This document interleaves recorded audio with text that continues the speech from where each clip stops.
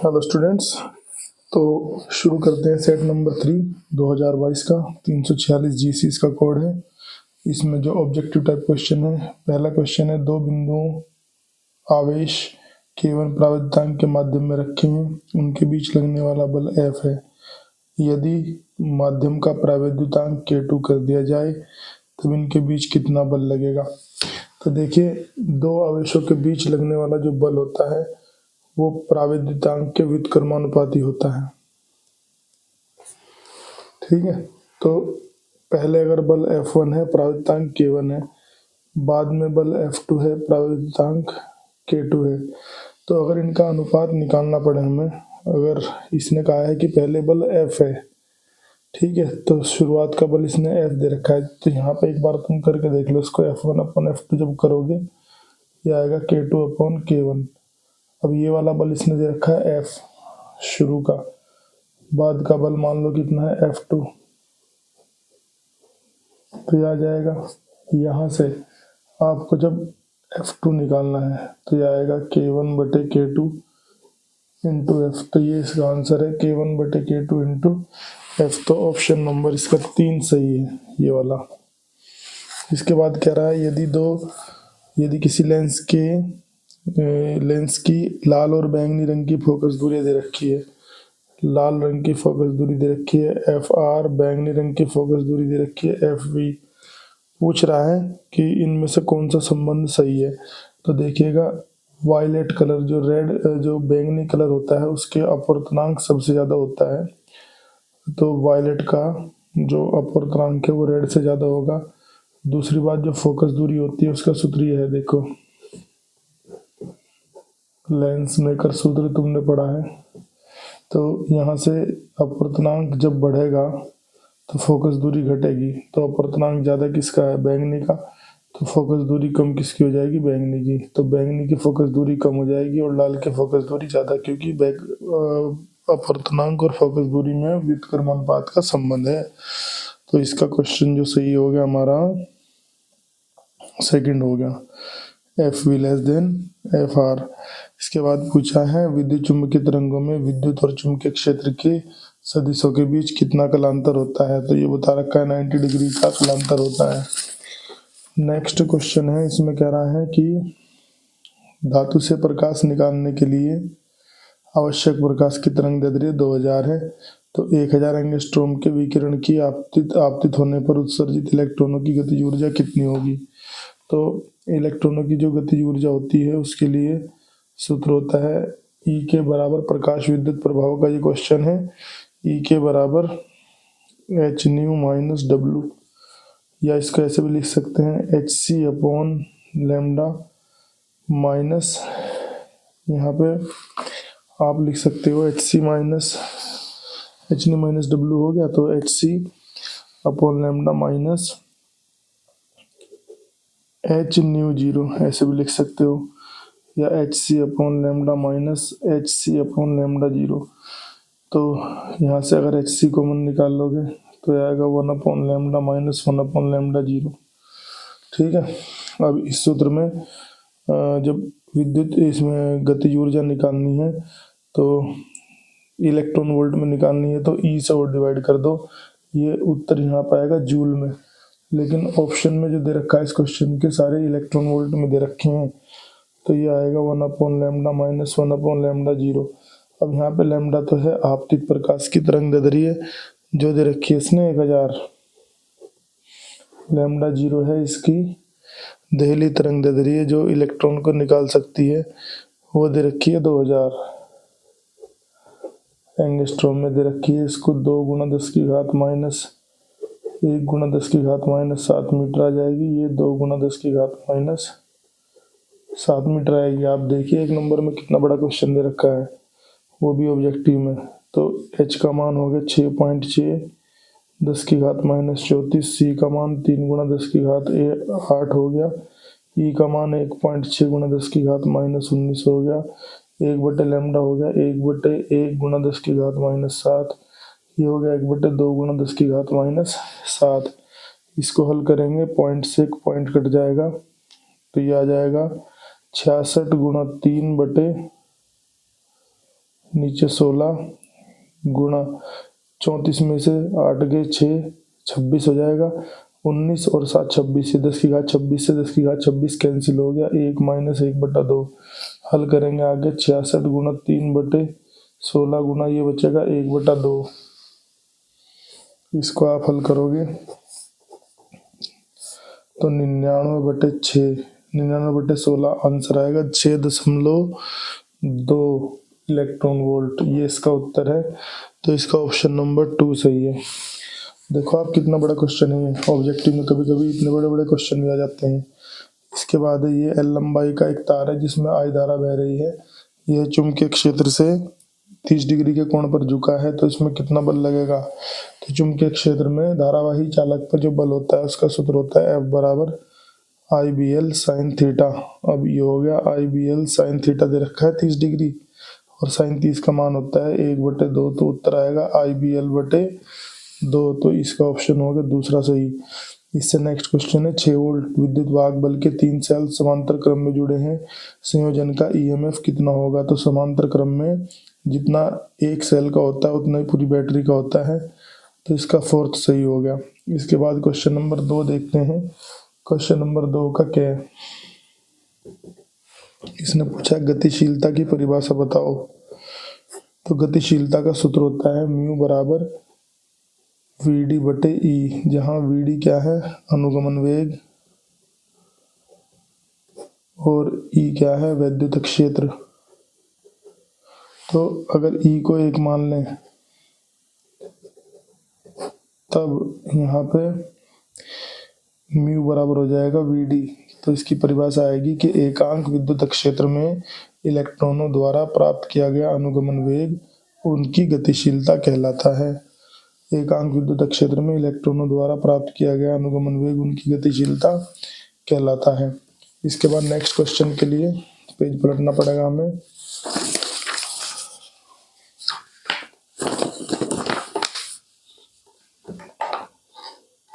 तो दूसरा number question इसमें सोल्व करते हैं। Question number 2।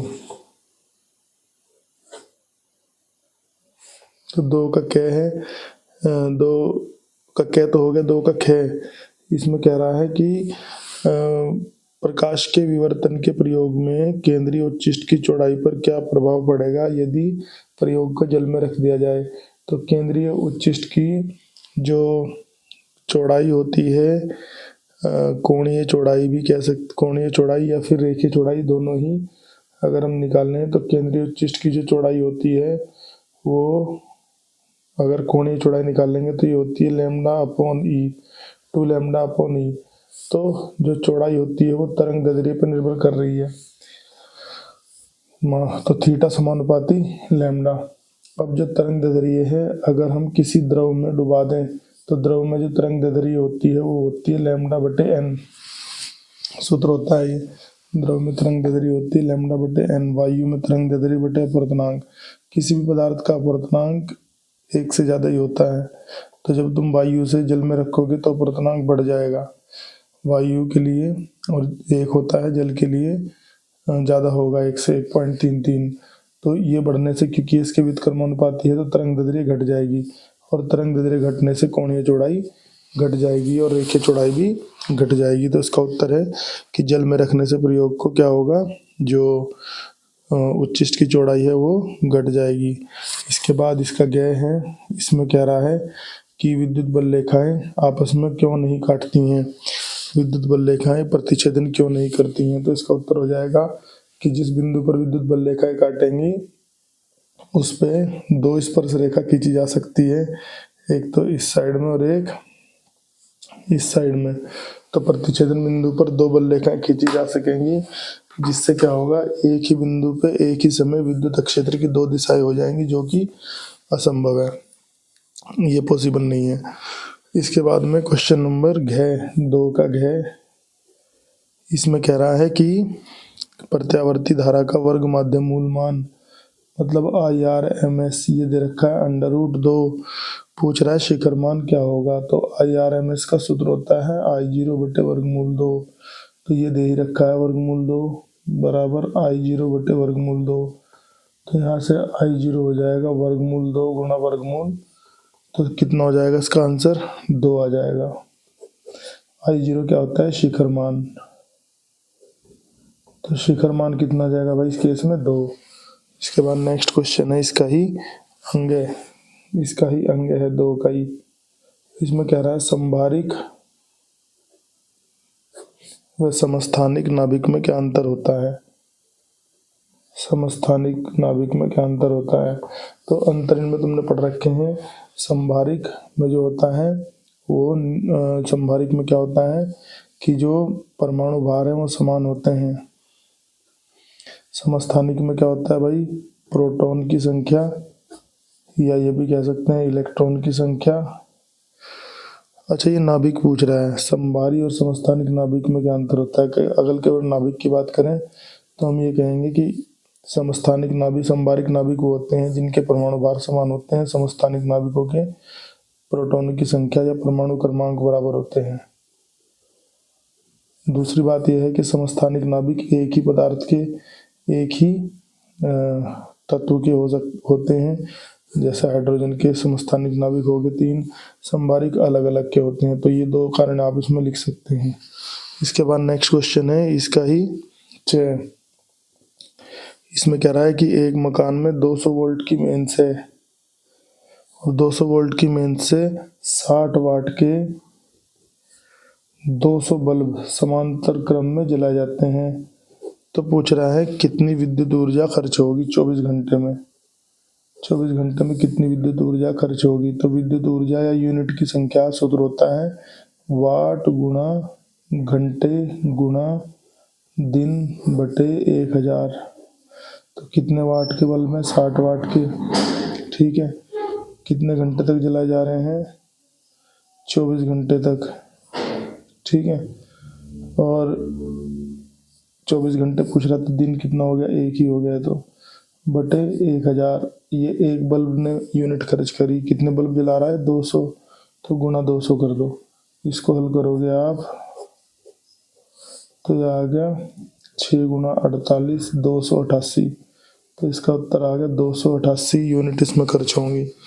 इसके बाद नेक्स्ट क्वेश्चन है दूसरे का ही, नेक्स्ट क्वेश्चन है हमारा तीसरा, और तीसरे का है पहले कह रहा है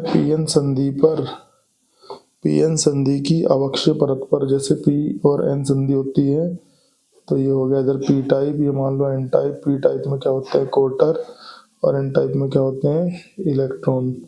तो कह रहा है इस पे उत्क्रम अभिनति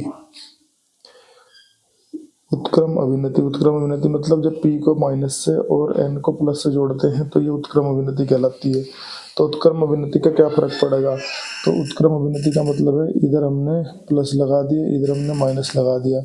तो इधर प्लस लगाएंगे एन टाइप कैसा हो जाएगा प्लस का, और पी टाइप इधर कैसे हो जाएगा माइनस का। तो माइनस और क्वार्टर कैसे होते हैं प्लस के। देखो बेटे इलेक्ट्रॉन, यह है इलेक्ट्रॉन होता है माइनस का, और यह है क्वार्टर होता है प्लस का। तो इलेक्ट्रॉन तो इधर बढ़ेगा प्लस की तरफ और क्वार्टर इधर बढ़ेगा माइनस की तरफ। तो यहाँ पे जो अवक्षय परत होती है वो चौड़ी हो जाएगी। तो आप क्या लिखोगे कि अवक्षय परत की जो चौड़ाई है वो बढ़ जाएगी, अवक्षय परत की चौड़ाई बढ़ जाएगी। दूसरा पूछा है इसने कि अवक्षय विभव प्राचीर पे क्या फर्क पड़ेगा, ये भी बढ़ जाएगा। विभव प्राचीर क्या होता है, इस अवक्षय परत के दोनों सिरों के बीच का वोल्टेज होता है। तो जब ये चौड़ाई बढ़ेगी तो वोल्टेज बढ़ाएगा, क्योंकि वोल्टेज का सूत्र होता है ना E/D। तो जब ये चौड़ाई बढ़ेगी तो वोल्टेज ही बढ़ेगा। तो आप लिखोगे कि विभव प्राचीर भी क्या होगा, बढ़ जाएगा। तो आप लिखोगे कि पीएन संधि की अवक्षय परत और विभव प्राचीर उत्क्रम अभिनति बढ़ाने पर बढ़ जाएंगे। पश्च अभिनति उत्क्रम अभिनति एक ही बात है, बढ़ाने पर क्या होगा, बढ़ जाएंगे। इसके बाद नेक्स्ट क्वेश्चन देख लेते हैं। इसमें कह रहा है कि प्रकाश विद्युत प्रभाव के नियम लिखो। ये तो हमने करा दिया पहले ही, तो उसको नहीं कराएंगे। अब क्वेश्चन नंबर 3 का ग देख लेते हैं। 3 का ग, तो 3 के ग में कह रहा है कि परमाणु में 0.7 एंगस्ट्रॉम त्रिज्या त्रिज्या दे रखी है 0.7 एंगस्ट्रॉम, ये हो जाएगी 0.7 गुणा 10 की घात -10 मीटर। त्रिज्या की कक्षा में 6.6 गुणा 10 की घात 4 मीटर प्रति सेकंड की चाल से चलने वाले इलेक्ट्रॉन के द्वारा उत्पन्न धारा की गणना करो। धारा का सूत्र होता है आवेश बटे समय। और जब कोई इलेक्ट्रॉन ऐसे घूमता है ना वृत्तीय कक्षा में, तो वृत्त में घूमते हुए मान लो v स्पीड से चल रहा है और r त्रिज्या की कक्षा है, तो एक पूरा चक्कर लगाने में कितना समय लगेगा? समय बराबर जैसे चाल बराबर दूरी बटे समय होता है, तो समय बराबर दूरी, एक चक्कर में कितनी दूरी चलेगा जितनी परिधि है बटे चाल। तो t की जगह रखोगे 2πr/v। तो आप यहाँ से ये सूत्र हमें मिल गया, तो ये सूत्र डायरेक्ट भी यूज कर सकते हो। तो इसमें मान रख दो I बराबर q इलेक्ट्रॉन का आवेश, v चाल, 2π इंटू r कितना हो गया 0.7 गुणा 10 की घात -10। हल कर लेंगे, पॉइंट से पॉइंट कैंसिल हो गया, कितना आ गया 1.6 गुणा 66 गुणा 10 की घात कितना हो गया -15 बटे यहाँ पे कितना आ गया 2 गुणा, इसको रख लो 22/7 गुणा 7 गुणा 10 की घात -10। 7 से 7 कट गया, 22 से ये कट गया, 22 दिया 66, 2 से ये कट गया, 2 8 16, तो 8 दिया 24, 2.4 तो ये आ गया 2 पर गुणा करोगे है ना। और 10 की घात बेटा कितनी हो गई यहाँ पे 10 की घात हो जाएगी -5, इतने एम्पियर की करंट उत्पन्न होगी।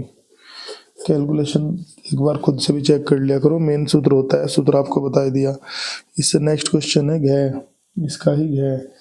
अब ये इसमें कह रहा है कि एक विद्युत चुम्बकीय तरंगे कोई विद्युत चुम्बकीय तरंगों के कोई 2 गुण लिखो। तो विद्युत चुम्बकीय तरंगों गुण लिखा रखे हैं, वहां से देख के लिख लेना। फिर कह रहा है 25 मेगाहर्ट्ज आवृत्ति दे रखी है, 25 मेगाहर्ट्ज आवृत्ति को एफ से भी लिखते हैं, न्यू से भी लिखते हैं, कि कोई विद्युत चुम्बकीय तरंग एक्स अक्ष में चल रही है, एक्स अक्ष में गतिमान तरंग है कोई, और विद्युत क्षेत्र का मान दे रखा है E बराबर 63 जे कैप वोल्ट प्रति मीटर। तो ये कौन से एक्स में हो गया? वाई एक्स में हो गया। पूछ रहा है यहाँ पे चुंबकीय क्षेत्र का सदिश बताओ कितना होगा, चुंबकीय क्षेत्र का मान बताएं, उससे सदिश पता चल जाएगा। जैसे विद्युत क्षेत्र का सदिश ये आ गया, तो विद्युत क्षेत्र का मान कितना हो गया 63, ये तो दिशा है। अब सूत्र होता है B बराबर E इंटू सी, ये सूत्र होता है B बराबर E इंटू सी, ठीक है। इस वाले सूत्र का अगर हम यूज करें तो इससे हम बता सकते हैं कि कितना चुंबकीय क्षेत्र होगा। ये उल्टा लिख दिया मैंने सूत्र, सूत्र होता है C बराबर E/B, तो B बराबर हो जाएगा E/C। E कितना हो गया 63 नहीं 6.3 है ये, सॉरी थोड़ा पॉइंट इसमें दिख नहीं रहा था। अपॉन C का मान हो गया 3 गुणा 10 की घात 8, सोल्व करोगे ये इतना आ जाएगा, इतने टेस्ला। तो इसका क्षेत्र अगर वेक्टर लिखेंगे तो कितना आएगा, मान तो होगा ये, ठीक है। अब आप देखो तरंग कहाँ चल रही है, एक्स अक्ष में, विद्युत क्षेत्र कहाँ है, जे मतलब वाई अक्ष में, तो ये कहाँ होगा जेड अक्ष मतलब के कैप, इतने टेस्ला। बता रखा था ना कि विद्युत चुम्बकीय तरंगों में तरंग के चलने की दिशा, विद्युत वेक्टर के कंपन की दिशा और चुंबकीय वेक्टर की कंपन की दिशा तीनों एक दूसरे से लंबवत होती हैं। इससे नेक्स्ट क्वेश्चन नंबर 4 के कै हम करा चुके हैं। 4 के कै में पूछ रहा है कि ये बताइए कि विद्युत, ये पूछ रहा है कि अवतल गोलीय दर्पण के अपवर्तन के पृष्ठ का अपवर्तन का सूत्र सिद्ध कीजिए। अवतल गोलीय पृष्ठ पर अपवर्तन का सूत्र करा चुके हैं। 4 का कै देख लेते हैं। क्वेश्चन नंबर 4 का कै, इसमें एक चित्र दे रखा है ऐसे, संधारित्र का क्वेश्चन है, ठीक है। मैं चित्र बना देता हूँ फिर इसके बारे में बताते हैं। ऐसे संधारित्र दे रखे हैं,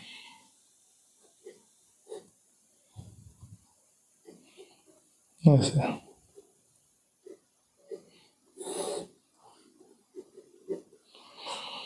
ये कह रहा है कि यदि ए और बी के बीच का तुल्य धारिता, ए और बी के बीच की तुल्य धारिता 2 है, तो सी ए बी कितनी दे रखी है 2। तो पूछ रहा है इस सी का मान बताओ कितना होगा। आप इसको मानो C1, इसको मानो C2, इसको मानो C3, इसको मानो C4 और ये हो गया हमारा C5।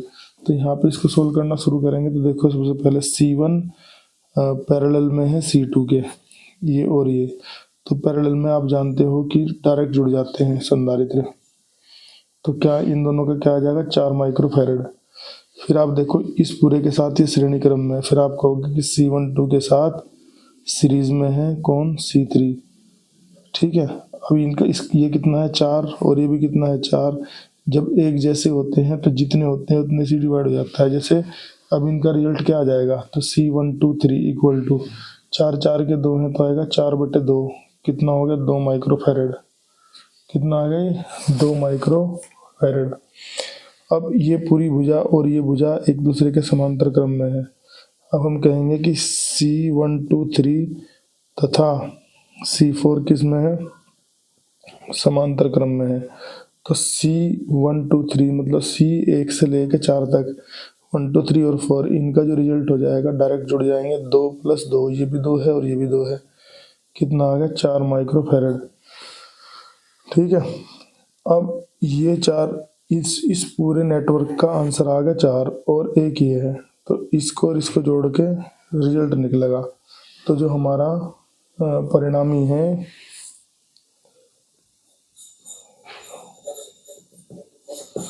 परिणामी 1/CAB, ए और बी के बीच का परिणामी बराबर हो जाएगा 1/C5 + 1/C1 से 4। सोल्व करेंगे तो यहाँ पे 1/CAB कितना हो गया, ये दे रखा है क्वेश्चन में 2 बराबर 1/C5C है प्लस 1/, ये कितना आ गया 4। तो 1/C बराबर आ गया 1/2 - 1/4। इसको सोल्व करेंगे तो ये आ जाएगा 1/4। तो सोल्व करोगे तो 1/4 आएगा। तो इसलिए यहाँ पे जो सी का मान है वो कितना आ गया 4 माइक्रोफैरड आ जाएगा। तो ये इसका आंसर है क्वेश्चन का। इससे नेक्स्ट क्वेश्चन इसका गया है, ये हमने कर रखा है पहले से, लंबी धारावाही परिनालिका के स्वप्रेरकत्व का सूत्र। तो परिनालिका के स्वप्रेरकत्व का सूत्र हमने पहले से ही आपको करा रखा है।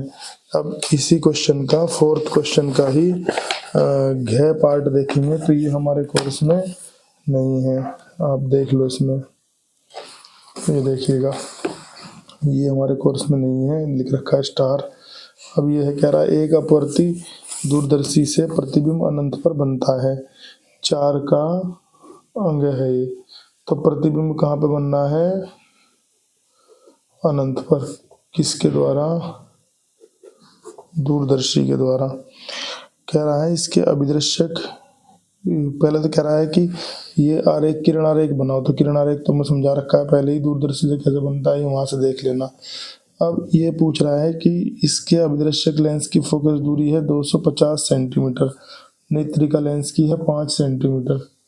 तो इसने पूछा है कि ज्ञात करो इसकी आवर्धन क्षमता कितनी होगी और इसकी लंबाई कितनी होगी। तो आवर्धन क्षमता होती है FO/FE और लंबाई होती है FO + FE, ठीक है। यहाँ पे माइनस प्लस रखना होता है, यहाँ माइनस का निशान आता है। तो -FO हो गया 250/5, तो ये तो आ गई 50 आवर्धन क्षमता, और लंबाई जो है 250 + 5, यह आ गई 255 सेंटीमीटर। तो ये हमारे इस क्वेश्चन के आंसर हो गए। तो ये हमारा क्वेश्चन नंबर 4 का हो गया। फिर क्वेश्चन नंबर 5, क्वेश्चन नंबर 5 को हम इससे अगली वीडियो में बताएंगे आपको, तो 4 तक इसमें आप कर लेना।